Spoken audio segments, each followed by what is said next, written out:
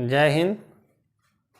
आज हम लोग मुख्य रूप से बात करेंगे कि निराशा को आशा में कैसे बदलें और इसके लिए कौन कौन से महत्वपूर्ण बिंदु हैं जिस पर हम लोग ध्यान दें, जिस पर मनन करें, विचार करें और निराशा रूपी जो कलंक है उसको हम आशा के रूप में कैसे कन्वर्ट करें, कैसे उसको हम आशा में बदलें। इन्हीं मुख्य बिंदु पर हम लोग बात करेंगे और जानेंगे कि कौन कौन से तत्व हैं जो निराशा को आशा में बदल देती है। हम लोग सामान्य तौर पर क्या है कि अगर जितने भी सफल व्यक्तित्व हैं, जितने भी सफल महापुरुष हैं, चाहे वो वैज्ञानिक हों, भूगोलवेत्ता हों, इतिहासकार हों या कोई भी अन्य व्यक्ति जो सफल हैं, उनके जीवन को देखें तो उनके भी जीवन में निराशा के पल आए थे, निराशा का क्षण आया था। वो भी हतोत्साह हुए थे, हिम्मत उनका भी जवाब दे रहा था, लेकिन उनमें कुछ ऐसे तथ्य थे, कुछ ऐसे तत्व थे, ऐसे सकारात्मक सोच थे उनके अंतर्गत जिन्होंने अपने निराशा को आशा में क्या किया कि बदल दिया, कन्वर्ट किया। तो वैसे ही कुछ पॉइंट है, बिंदु हैं जिस पर आज हम लोग बात करेंगे और जानेंगे कि निराशा को आशा में कैसे बदलें। तो चलिए शुरू करते हैं, देखते हैं, वीडियो पर अंत तक बने रहिएगा। सबसे पहले हम लोग क्या करेंगे कि निराशा एक वैसी स्थिति है जिसमें आदमी का हिम्मत, हौसला, साहस, धैर्य और उनका व्यक्तित्व सबके सब जब जवाब देने लगता है तो व्यक्ति के अंदर एक निराशा का भाव उत्पन्न होता है। और जब ये निराशा रूपी राक्षस जो है व्यक्ति के कार्य क्षमता को, उनके सोच को क्या करता है कि धीरे धीरे नकारात्मक बना देता है और व्यक्ति सफलता से वंचित रह जाते हैं। तो वैसे ही उन्हीं जैसे लोगों के लिए जिन्होंने इसके चंगुल में फंसा है, आज हमारा वर्तमान परिप्रेक्ष्य में युवा पीढ़ी जो है इसी तरह के समस्याओं से जूझ रहे हैं। तो उन सभी के लिए मेरा यह संदेश है कि जो निराशा का बादल है वो छट जाएगा। बादल अस्थाई नहीं होते हैं और निश्चित रूप से छटेंगे। कुछ बिंदुओं पर अगर हम लोग ध्यान देंगे तो सबसे पहले हमें देखना है कि निराशा को आशा में कैसे बदलें। अब हम लोग इसके लिए सबसे पहला जो है सृजनात्मक सोच, हमारा जो हो सोच कैसा हो, सृजनात्मक हो, सृजन करने वाला, निर्माणकारी सोच हो, विकासशील सोच हो। तो इस क्रम में हम लोग जब मेरा सृजनात्मक सोच होंगे तो वो क्या होगा कि जो निराशा रूपी भावना आपके अंदर अगर जागृत होती है तो वह भावना आपके सकारात्मक सोच से क्या होती है, धीरे धीरे आशा के रूप में कन्वर्ट होती है। आप आशावादी बनते हैं और आपके अंदर जब आशा के चंद किरण भी हों तो सफलता के लिए वह सफलता के लिए मील का पत्थर साबित होगा। सफलता दिलाने के लिए वो काफ़ी है। कभी भी हतोत्साह नहीं होना चाहिए, हिम्मत को नहीं हारना चाहिए, आशा को कभी खोना नहीं चाहिए। अब यदि सृजनात्मक सोच हम रखेंगे अपने काम को या अपने कार्य प्रणाली में, दिनों दिन अगर सुधार की प्रक्रिया जारी रहेगी तो निश्चित रूप से जो है निराशा आशा के रूप में कन्वर्ट होगा। और जब ये निराशा आशा के रूप में कन्वर्ट होगा तो एक सफल व्यक्तित्व का निर्माण होगा, एक उत्तम से सर्वोत्तम की ओर जाने की प्रक्रिया प्रारंभ होगी। आपके जितने भी कार्य प्रणाली हैं वो सब के सब सुदृढ़ होंगे। इस प्रकार हम लोग सबसे पहले सोच कैसा रखना है, सृजनात्मक सोच रखना है, सृजन करने वाले निर्माणकारी सोच रखना है। दूसरा है कठिन परिश्रम। सिर्फ सोच रखने से कुछ भी नहीं होता। सोच रखे, अगर हम लोग सोचें कि कलेक्टर बने, एसपी बने या महान व्यक्तित्व बने, महात्मा गांधी या कोई महान व्यक्तित्व बने, तो इसके लिए हमें क्या करना होगा? कठिन परिश्रम करना होगा। सिर्फ सोच रखने से नहीं होगा, इसके लिए हमें कठिन परिश्रम करना होगा। और कठिन परिश्रम जब हम करेंगे तो क्या होगा? इससे हमारे अंदर हौसला, हिम्मत, साहस, धैर्य, आत्मविश्वास जैसी जो बिंदु हैं वो हमारे अंदर समाहित होंगे। और जब ये समाहित होंगे हमारे अंदर तो मन के अंदर जो निराशा की भावना, जो डर की भावना होती है, जो असफलता की भावना होती है, वो सब भावनाएं स्वतः समाप्त होने लगेंगी।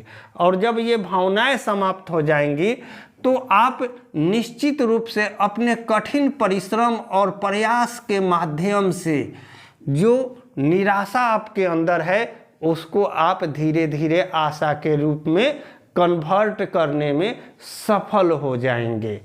तो ये दूसरा पॉइंट है। तीसरा है संतुलित कार्य प्रणाली। तीसरा क्या है? संतुलित कार्य प्रणाली।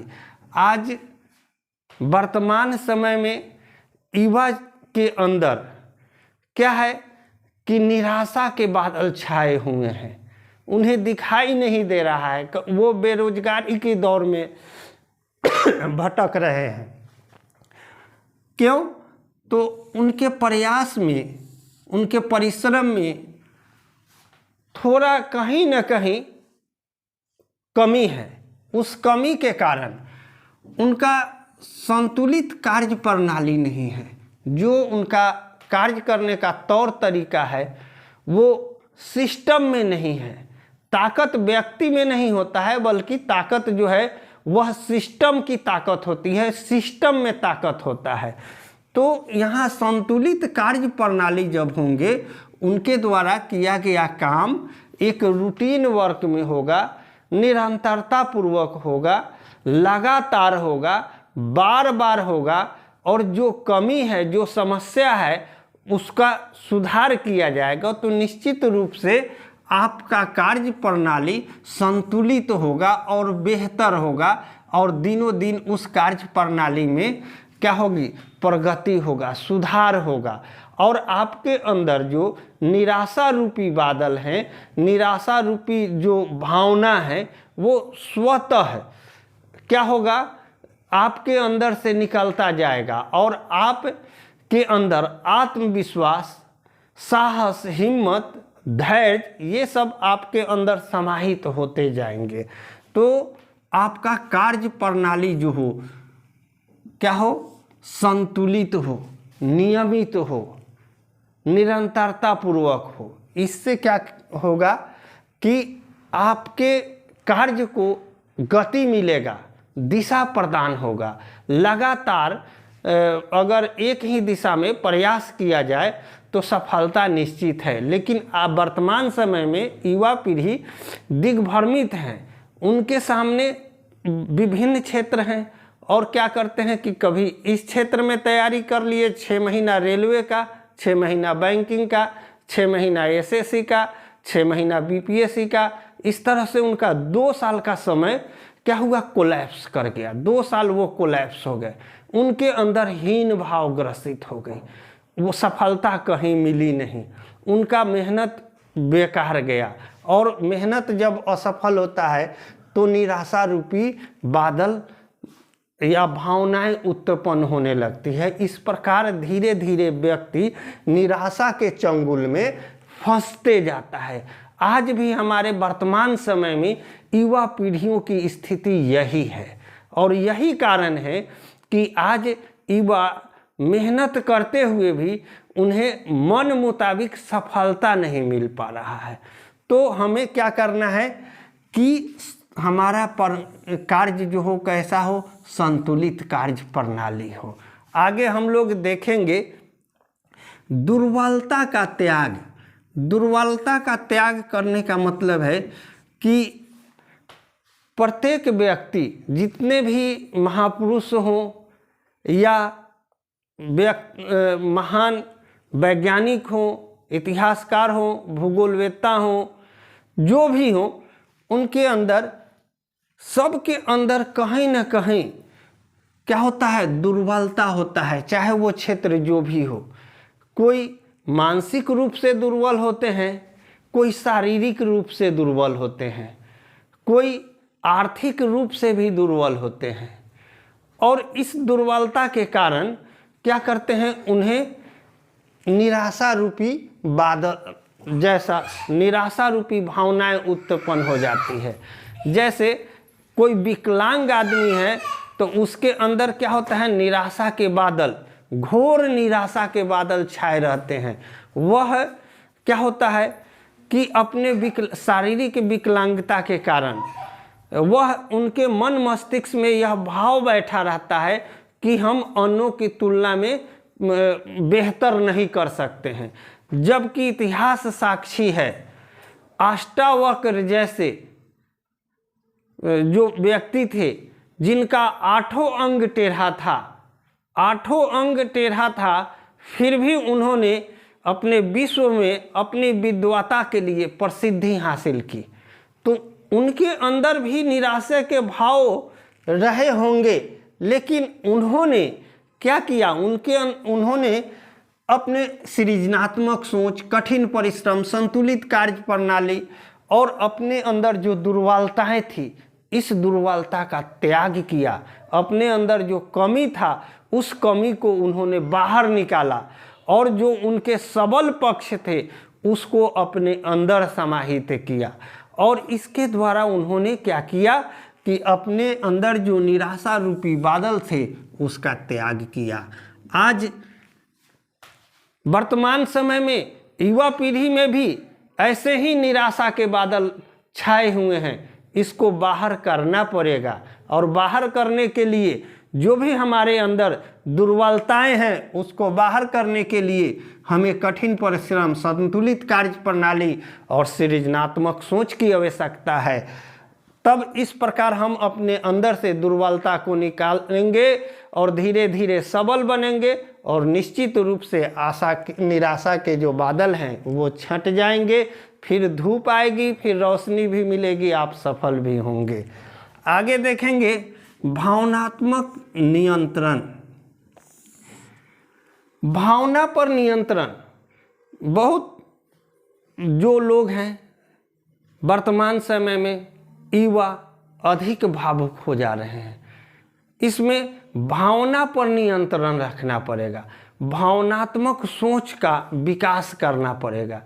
क्या होता है, कभी कभी भावना के चंगुल में फंसकर भी व्यक्ति निराशा का शिकार बन जाता है। जब हम एक ही क्लास में पढ़ते होते हैं, वैसी स्थिति में उस समय क्या होते हैं, कुछ अच्छे बच्चे होते हैं, कुछ प्रखर बच्चे होते हैं, कुछ कुशाग्र बुद्धि के बच्चे होते हैं, जो क्या करते हैं कि ज़्यादा से ज़्यादा प्रश्न का जवाब देते हैं या अच्छा बेहतर से बेहतर अंक लाते हैं। और वैसी स्थिति में कुछ ऐसे बच्चे होते हैं जिनके अंदर भावनात्मक क्या होता है, निगेटिव थिंकिंग हो जाता है, नकारात्मक भाव उत्पन्न हो जाते हैं कि हम इनकी तुलना नहीं कर सकते हैं। और क्या होता है, वो प्रयास करना ही छोड़ देते हैं, अपनी भावना को नियंत्रित नहीं कर पाते हैं और उस भावना में बह जाते हैं, उस भावुक बन जाते हैं और अब हीन भाव से क्या होते हैं, ग्रसित हो जाते हैं और धीरे धीरे निराशा रूपी बादल उन पर मंडराने लगती है। और जब थंडरिंग होती है निराशा रूपी बादल का, तो वो अपने अस्तित्व को खो देते हैं, धूमिल हो जाता है उनका अस्तित्व। तो हमें क्या करना है, अपनी भावना पर नियंत्रण रखना है, भावनात्मक सोच अच्छी रखनी है। ये नहीं कि वो कर सकता है मैं क्यों नहीं। निश्चित रूप से अगर इस तरह के विश्वास हैं आपके, इस तरह के सोच हैं, इस तरह की भावनाएं हैं, तो निश्चित रूप से आप सफल होंगे और आपके अंदर जो निराशा रूपी बादल है वो धीरे धीरे छंट जाएगा। आप अपने कर्म पथ पर अग्रसर होंगे, आपके कार्य प्रणाली बेहतर होगी, आपका संतुलित प्रयास होगा, सृजनात्मक सोच का विकास होगा, निर्माणकारी बनेंगे और कठिन परिश्रम करेंगे। आपके अंदर जो दुर्बलताएं हैं वो धीरे धीरे स्वतः दूर हो जाएगी और भावनात्मक नियंत्रण करेंगे। इस प्रकार से आप निराशा रूपी बादल को हटा सकते हैं, हटा देंगे, आपसे वो बाहर निकल जाएगी और आप एक सबलता के साथ, सकारात्मक सोच के साथ और नए निर्माण के साथ और नए प्रयास के साथ सफलता के परचम को लहराएंगे। और नेक्स्ट वीडियो में हम लोग मिलेंगे, इसी तरह के मोटिवेशनल वीडियो लेकर आएंगे। तब तक के लिए जय हिंद।